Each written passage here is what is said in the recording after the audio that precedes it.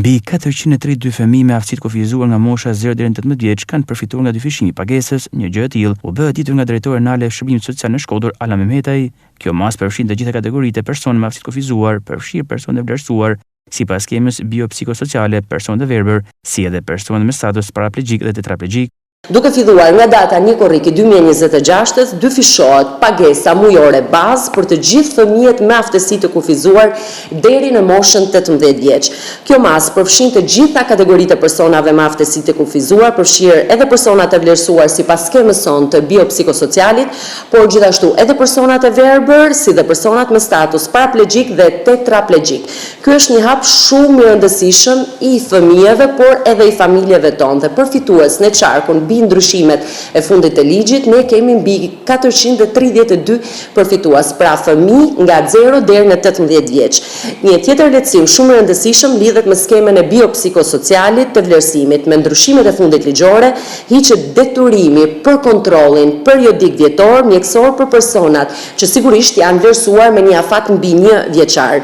Deri më tani, për hir të vërtetës, këta qytetar duhet të paraqiteshin çdo vit tek mjeku specialist për plotësimin e formularit të kontrollit vjetor dhe më pas ta dorëzonin pranë komisioneve tona shumë disiplinore të vlerësimit të aftësisë së kufizuar.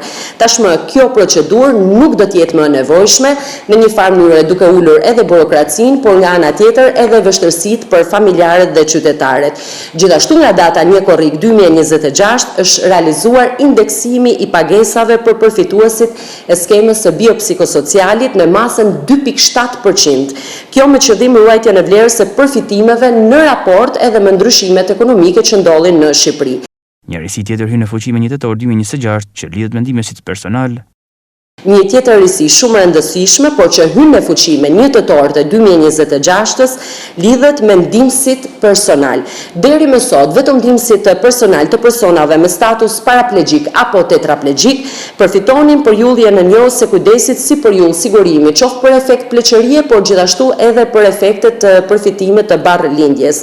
Me ndryshimet e reja ligjore, kjo drejt zgjerohet për të gjithë ndihmësit personal të gjithë kategorive të personave me aftësi të kufizuar, përfshirë personat e vlerësuar sipas skemës sonë të biopsikosocialit, personat e verbër, por me kusht që ndihmësi personal të mos jetë ekonomikisht aktiv, pra çka do të thotë të mos ketë ardhura nga sigurimet shoqërore të detyrueshme. Kjo do të thotë se e gjithë periudha gjatë së cilës ai apo sa ajo do të kujdeset me personin për aftësi të kufizuar do t'i njihet si përjull sigurimi, qoftë për efekt pensionit pleqërisë, por gjithashtu edhe për të gjitha përfitimet e barrlindjes. Prandaj themi që këto ndryshime ligjore në fakt kanë sjellur përfitime për fëmijët, njëkohësisht për ndihmësit personal, por edhe për të gjithë familjen.